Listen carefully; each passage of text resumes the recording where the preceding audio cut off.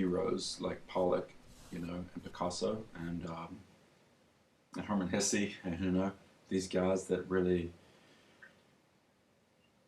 I wanted to evoke thought, and so whenever for those 20 years that were in ways very very difficult for me because of I recognized that I was practicing craft and that I wasn't an artist. I tried multiple things, a manipulation of the work itself to move it into the realm of art. All that had great failure. Because at this age, in this time, so much of art is a psychological venture.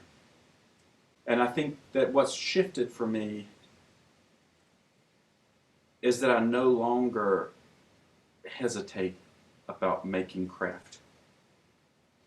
And craft's not, and here's the odd part. I think the reason all the struggle happens is because I believe in the hierarchy that art is elevated above craft. That's part of the problem that I had to realize, is that I actually believe that.